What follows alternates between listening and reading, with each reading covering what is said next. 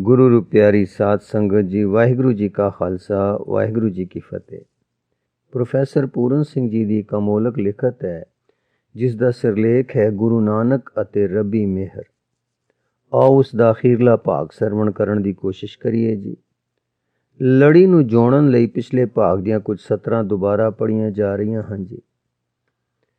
जदों सिख गुरु के बाग विखे कुटापे का शिकार हो रहा सी ਤਾਂ ਉਸ ਸਮੇਂ ਉਹ ਇਕੱਲਾ ਨਹੀਂ ਸੀ। ਆਪਣੇ ਗੁਰੂ ਸਮਾਨ ਉਹ ਇੱਕ ਅਵਿਅਕਤੀ ਨਹੀਂ ਸੀ, ਸਗੋਂ ਜਨ ਸਮੂਹ ਉਸ ਦੇ ਨਾਲ ਸੀ। ਹੁਣ ਵੀ ਉਹ ਇਕੱਲਾ ਵਿਅਕਤੀ ਨਹੀਂ, ਸਗੋਂ ਜਨ ਸਮੂਹ ਹੈ।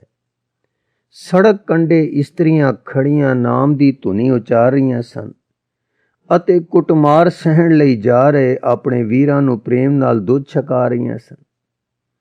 ਕਿਸੇ ਵੀ ਜੇਤੂ ਦਾ ਕਦੀ ਅਜਿਹਾ ਸਵਾਗਤ ਨਹੀਂ ਹੋਇਆ ਹੋਣਾ, ਨਾ ਹੀ ਕਿਸੇ ਬਾਦਸ਼ਾਹ ਨੂੰ ਇੰਨਾ ਆਦਰ ਮਾਣ ਦਿੱਤਾ ਗਿਆ ਹੋਵੇਗਾ। ਇਹ ਹੈ ਗੁਰੂ ਦੀ ਸਾਧ ਸੰਗਤ ਦਾ ਸਰੂਪ, ਜਿਸ ਵਿੱਚ ਗੁਰੂ ਨੇ ਆਤਮ ਬਲੀਦਾਨ ਦੀ ਭਾਵਨਾ ਭਰ ਦਿੱਤੀ ਹੈ। ਇਸ ਲੋਕ ਸਮੂਹ ਵਿੱਚ ਇਹ ਵੀਰ ਭਾਵਨਾ ਸਦਾ ਲਈ ਸੌਂਪ ਦਿੱਤੀ ਗਈ ਹੈ। ਸੱਚੀ ਸਿੱਖ ਚੇਤਨਾ ਵਿੱਚ ਕੋਈ ਵੀ ਕਾਫਰ ਨਹੀਂ ਹੈ। ਜੇ ਹਾਲੇ ਵੀ ਸਿੱਖ ਆਪਣੇ ਗੁਰੂ ਦੀ ਮਹਾਨ ਮਾਨਵਤਾ ਬਾਰੇ ਬੇਖਬਰ ਹੈ, ਉਹ ਕਦੀ ਕਦਾਈ ਆਪਣੇ ਆਪ ਨੂੰ ਛੋਟਾ ਤੇ ਦੁਖੀ ਸਮਝਦਾ ਹੈ ਤੇ ਉਹ ਸ਼ੇਰ ਵਾਂਗ ਭਬਕ ਪੈਂਦਾ ਹੈ, ਤਾਂ ਇਹ ਉਸ ਦੀ ਆਪਣੀ ਮਾਨਸਿਕ ਘੁੱਟਣ ਦਾ ਵਿਖਾਲਾ ਹੈ, ਨਾ ਕਿ ਉਸ ਦੇ ਗੁਰੂ ਦੀ ਕਿਸੇ ਕਾਢ ਦਾ। ਉਸ ਦੁਆਲੇ ਜੁੜੇ ਸਾਰੇ ਭੈੜ ਭਾਵੇਂ ਡੂੰਘੇ ਅੰਧਕਾਰ ਪ੍ਰਤੀਤ ਹੁੰਦੇ ਹਨ, ਪਰ ਉਸ ਦੇ ਅੰਦਰਵਾਰ ਮਹਾਨ ਚੰਗਿਆੜੀ ਚਮਕ ਰਹੀ ਹੈ। ਸਾਨੂੰ ਤਾਂ ਕੇਵਲ ਉਸੇ ਚੰਗਿਆੜੀ ਨੂੰ ਹੀ ਦੇਖਣਾ ਚਾਹੀਦਾ ਹੈ। ਇਸ ਸੰਸਾਰ ਵਿੱਚ ਹਨੇਰਾ ਤਾਂ ਹਰ ਥਾਂ ਪਸਰਿਆ ਹੋਇਆ ਹੈ। ਜੇ ਇਸ ਚੰਗਿਆੜੀ ਦਾ ਅਭਾਵ ਹੈ ਤਾਂ ਸਾਰਾ ਸੰਸਾਰ ਹੀ ਅਸੰਤੁਸ਼ਟਤਾ ਨਾਲ ਭਰਿਆ ਪਿਆ ਹੈ। ਫਿਰ ਦੁਹਰਾ ਦਈਏ, ਜੇ ਹਾਲੀ ਵੀ ਸਿੱਖ ਆਪਣੇ ਗੁਰੂ ਦੀ ਮਹਾਨ ਮਾਨਵਤਾ ਬਾਰੇ ਬੇਖਬਰ ਹੈ, ਉਹ ਕਦੀ ਕਦਾਈ ਆਪਣੇ ਆਪ ਨੂੰ ਛੋਟਾ ਤੇ ਦੁਖੀ ਸਮਝਦਾ ਹੈ ਤੇ ਉਹ ਸ਼ੇਰ ਵਾਂਗ ਭਬਕ ਪੈਂਦਾ ਹੈ, ਤਾਂ ਇਹ ਉਸ ਦੀ ਆਪਣੀ ਮਾਨਸਿਕ ਘੁੱਟਣ ਦਾ ਵਿਖਾਲਾ ਹੈ, ਨਾ ਕਿ ਉਸ ਦੇ ਗੁਰੂ ਦੀ ਕਿਸੇ ਕਾਢ ਦਾ। ਉਸ ਦੁਆਲੇ ਜੁੜੇ ਸਾਰੇ ਭੈੜ ਭਾਵੇਂ ਡੂੰਘੇ ਅੰਧਕਾਰ ਪ੍ਰਤੀਤ ਹੁੰਦੇ ਹਨ, ਪਰ ਉਸ ਦੇ ਅੰਦਰਵਾਰ ਮਹਾਨ ਚੰਗਿਆੜੀ ਚਮਕ ਰਹੀ ਹੈ। ਸਾਨੂੰ ਤਾਂ ਕੇਵਲ ਉਸੇ ਚੰਗਿਆੜੀ ਨੂੰ ਹੀ ਦੇਖਣਾ ਚਾਹੀਦਾ ਹੈ। ਇਸ ਸੰਸਾਰ ਵਿੱਚ ਹਨੇਰਾ ਤਾਂ ਹਰ ਥਾਂ ਪਸਰਿਆ ਹੋਇਆ ਹੈ। ਜੇ ਇਸ ਚੰਗਿਆੜੀ ਦਾ ਅਭਾਵ ਹੈ ਤਾਂ ਸਾਰਾ ਸੰਸਾਰ ਹੀ ਅਸੰਤੁਸ਼ਟਤਾ ਨਾਲ ਭਰਿਆ ਪਿਆ ਹੈ।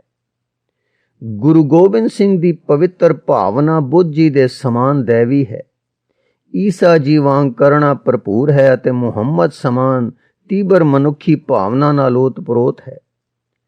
ਗੁਰੂ ਗੋਬਿੰਦ ਸਿੰਘ ਅਜਿਹੇ ਗੁਰੂ ਹਨ ਜਿਨ੍ਹਾਂ ਦਾ ਵਿਅਕਤਿਤਵ ਦੈਵੀ ਗੁਣਾਂ ਨਾਲ ਭਰਪੂਰ ਹੈ ਤੇ ਜਿਸ ਦੇ ਸਹੰਸਰ ਰੂਪ ਹਨ। ਆਪ ਨੇ ਆਪਣੇ ਸਪੁੱਤਰਾਂ, ਆਪਣੀ ਪਤਨੀ ਤੇ ਆਪਣੇ ਮਾਤਾ ਪਿਤਾ ਦੀ ਰੱਖਿਆ ਨਹੀਂ ਕੀਤੀ। ਆਪ ਆਪਣੇ ਜੀਵਨ ਵਿੱਚ ਇਸ ਤਰ੍ਹਾਂ ਵਿਚਰੇ ਕਿ ਉਹਨਾਂ ਨੇ ਆਪਣੇ ਸਭ ਕੁਝ ਨੂੰ ਆਪਣੇ ਲੋਕਾਂ ਲਈ ਵਾਰ ਦਿੱਤਾ। ਧਰਮ ਪ੍ਰਚਾਰ ਨਾਲੋਂ ਵੀ ਆਪ ਆਪਣੇ ਲੋਕਾਂ ਦੀ ਸੁਰੱਖਿਆ ਨੂੰ ਵਧੇਰੇ ਮਹੱਤਵ ਦਿੰਦੇ ਸਨ। ਆਪ ਨੇ ਲੋਕਾਂ ਨੂੰ ਇਹ ਸਦਾ ਨਹੀਂ ਸੀ ਦਿੱਤਾ ਕਿ ਉਹਨਾਂ ਨੂੰ ਉਹ ਪਾਤਸ਼ਾਹੀ ਬਖਸ਼ ਦੇਣਗੇ, ਸਗੋਂ ਗੁਰੂ ਲਈ ਕਸ਼ਟ ਝੱਲ ਕੇ ਜੂਝ ਮਰਨ ਲਈ ਵੰਗਾਰ ਪਾਈ ਸੀ। ਹਾਲੀ ਵੀ ਗੁਰੂ ਉਹਨਾਂ ਨੂੰ ਸਦਾ ਭੇਜ ਰਿਹਾ ਹੈ ਤੇ ਉਹ ਉਸ ਦੇ ਬੋਲਾਂ ਨੂੰ ਸੁਣ ਕੇ ਹੀ ਜੂਝ ਮਰਨ ਲਈ ਤਿਆਰ ਬਰ ਤਿਆਰ ਹੋ ਜਾਂਦੇ ਹਨ। ਲੋਕਾਂ ਲਈ ਇਹ ਅਥਾਹ ਪ੍ਰੇਮ ਗੁਰੂ ਜੀ ਦੇ ਸੁਭਾਅ ਦਾ ਨਿੱਜੀ ਗੁਣ ਸੀ ਅਤੇ ਇਹ ਪ੍ਰੇਮ ਆਪ ਮੁਹਾਰਾ ਗੁਰੂ ਦੇ ਹਿਰਦੇ ਵਿੱਚੋਂ ਲੋਕਾਂ ਲਈ ਡੁੱਲ ਡੁੱਲ ਪੈਂਦਾ ਸੀ। ਕੀ ਲੋਕ ਵੀ ਗੁਰੂ ਜੀ ਨੂੰ ਉਸੇ ਤੀਬਰਤਾ ਨਾਲ ਇਸ ਪ੍ਰੇਮ ਦਾ ਮੋੜਵਾਂ ਉੱਤਰ ਦਿੰਦੇ ਸਨ? ਇਹ ਗੱਲ ਨਹੀਂ ਕਿ ਗੁਰੂ ਗੋਬਿੰਦ ਸਿੰਘ ਦੇ ਦਿਲ ਵਿੱਚ ਮਨੁੱਖੀ ਰੂਪ ਵਿੱਚ ਪਿਤਾ ਵਾਲਾ ਦਰਦ ਮੌਜੂਦ ਨਹੀਂ ਸੀ। ਆਪ ਨੇ ਵੀ ਉਸੇ ਤਰ੍ਹਾਂ ਮਹਿਸੂਸ ਕੀਤਾ ਸੀ ਜਿਵੇਂ ਬੁੱਧ ਨੇ ਉਸ ਸਮੇਂ ਮਹਿਸੂਸ ਕੀਤਾ ਜਦੋਂ ਕਿ ਉਹਨਾਂ ਤੋਂ ਰਾਹੁਲ ਨੇ ਆਪਣੀ ਵਿਰਾਸਤ ਬਾਰੇ ਪੁੱਛਿਆ। ਚਮਕੌਰ ਸਾਹਿਬ ਦੇ ਯੁੱਧ ਪਿੱਛੋਂ ਜਦੋਂ ਆਪ ਲੱਖੀ ਜੰਗਲ ਪੁੱਜੇ ਤਾਂ ਉਹਨਾਂ ਦੀਆਂ ਤੀਬਰ ਮਨੁੱਖੀ ਭਾਵਨਾਵਾਂ ਵੇਖਣਯੋਗ ਸਨ। ਮਨੁੱਖੀ ਭਾਵਨਾਵਾਂ ਦੀ ਅਤ ਦੀ ਤੀਬਰਤਾ ਵਿੱਚ ਆਪ ਕਹਿ ਰਹੇ ਸਨ ਕਿ ਕੋਈ ਸਰਹੰਦ ਜਾ ਕੇ ਦੋਵੇਂ ਛੋਟੇ ਸਾਹਿਬਜ਼ਾਦਿਆਂ ਦੀ ਖਬਰ ਸਾਰ ਲਿਆਵੇ। ਦੋ ਸਾਹਿਬਜ਼ਾਦੇ ਤਾਂ ਚਮਕੌਰ ਸਾਹਿਬ ਵਿਖੇ ਹੀ ਆਪ ਦੀਆਂ ਅੱਖਾਂ ਦੇ ਸਾਹਮਣੇ ਸ਼ਹੀਦੀ ਪ੍ਰਾਪਤ ਕਰ ਚੁੱਕੇ ਸਨ। ਸਾਹਿਬਜ਼ਾਦਿਆਂ ਦਾ ਪਤਾ ਕਰਨ ਲਈ ਆਦਮੀ ਜਾ ਚੁੱਕਾ ਸੀ। ਸਰਹੰਦ ਲੱਖੀ ਜੰਗਲ ਤੋਂ ਕਈ ਮੀਲ ਦੂਰ ਸੀ। ਗੁਰੂ ਜੀ ਬੜੀ ਤੀਬਰਤਾ ਨਾਲ ਉਸ ਦੂਤ ਦੀ ਉਡੀਕ ਕਰ ਰਹੇ ਸਨ। ਆਪ ਨੇ ਪੁੱਛਿਆ, ਕੀ ਕੋਈ ਪਤਾ ਆਇਆ ਹੈ? ਜਦੋਂ ਕਿਸੇ ਨੇ ਉੱਤਰ ਦਿੱਤਾ, ਨਹੀਂ ਹਜ਼ੂਰ, ਹਾਲੀ ਨਹੀਂ ਆਇਆ, ਤਾਂ ਆਪ ਜੀ ਦੀ ਉਤਸੁਕਤਾ ਹੋਰ ਵੱਧ ਗਈ ਤੇ ਆਪ ਨੇ ਕਿਹਾ, ਉਸ ਉੱਚੇ ਰੁੱਖ ਤੇ ਚੜ੍ਹ ਕੇ ਵੇਖੋ ਕਿ ਉਹ ਆ ਰਿਹਾ ਹੈ ਕਿ ਨਹੀਂ।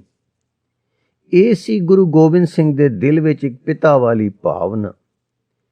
ਇਹ ਗੁਰੂ ਵਿਅਕਤੀ ਮਨੁੱਖੀ ਰੂਪ ਵਿੱਚ ਮਨੁੱਖ ਨੂੰ ਪ੍ਰੇਮ ਕਰਨ ਵਾਲਾ ਪਤੀ, ਪਿਤਾ ਤੇ ਪੁੱਤਰ ਦੇ ਭਾਵ ਆਪਣੇ ਹਿਰਦੇ ਵਿੱਚ ਸਮੋਈ ਬੈਠਾ ਸੀ ਅਤੇ ਲੋਕਾਂ ਦੀ ਸੇਵਾ ਹਿੱਤ ਆਪਣਾ ਸਭ ਕੁਝ ਵਾਰ ਦੇਣ ਲਈ ਤਿਆਰ ਸੀ। ਲੋਕਾਂ ਲਈ ਆਪ ਵਰਗਾ ਪ੍ਰੇਮ ਆਪ ਤੋਂ ਪਹਿਲਾਂ ਦ੍ਰਿਸ਼ਟੀਗੋਚਰ ਨਹੀਂ ਹੋਇਆ। ਆਪ ਖਾਲਸਾ ਨੂੰ ਆਪਣੇ ਜਿਗਰ ਦਾ ਖੂਨ, ਆਪਣੀ ਨਿਜ ਸੰਤਾਨ ਕਹਿ ਕੇ ਅਤੇ ਆਪਣਾ ਖਾਲਸ ਰੂਪ ਦੱਸ ਕੇ ਸੰਬੋਧਨ ਕਰਦੇ ਹਨ। ਸਿੱਖ ਗੁਰੂ ਅਰਥਾਤ ਪ੍ਰਭੂ ਦੀ ਸੰਤਾਨ ਅਤੇ ਜਿਗਰ ਦੇ ਟੋਟੇ ਬਣ ਗਏ। ਗੁਰੂ ਗੋਬਿੰਦ ਸਿੰਘ ਦੇ ਦਿਲ ਵਿੱਚ ਬੁੱਧ ਵਰਗੀ ਭਾਵਨਾ ਮੌਜੂਦ ਸੀ। ਉਹ ਤਿਆਗ, ਉਹ ਨਿਰਵਾਣ, ਸਭ ਜੀਵਾਂ ਲਈ ਸ਼ੁਭ ਕਾਮਨਾ। ਫਿਰ ਵੀ ਆਪ ਨੇ ਪੀਤਾਂਬਰੀ ਬਾਣਾ ਧਾਰਨ ਨਹੀਂ ਕੀਤਾ ਸੀ, ਪਰ ਇੱਕ ਨਵਾਂ ਸਰੂਪ ਆਪਣੇ ਲਈ ਚੁਣਿਆ।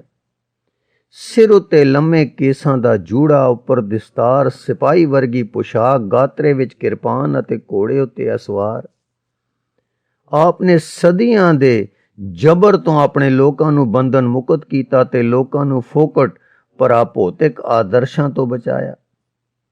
ਉਹਨਾਂ ਦੇ ਜੁੱਸਿਆਂ ਵਿੱਚ ਪ੍ਰਭੂ ਦੀ ਸ਼ਕਤੀ ਨੂੰ ਭਰਿਆ, ਉਹਨਾਂ ਨੂੰ ਮਰਦਾਨਗੀ ਬਖਸ਼ੀ, ਮੌਤ ਦੀ ਪਰਵਾਹ ਨਾ ਕਰਦੇ ਹੋਏ ਜੋ ਪਹਿਲਾਂ ਕਸਿਆਰੇ, ਲੱਕੜਹਾਰੇ ਅਤੇ ਪਾਣੀ ਢੋਣ ਵਾਲੇ ਪਨਿਹਾਰੇ ਸਨ, ਉਹ ਲੋਕ ਪਾਤਸ਼ਾਹਾਂ ਸਮਾਨ ਘੋੜਿਆਂ ਤੇ ਸਵਾਰੀ ਕਰਨ ਲੱਗੇ।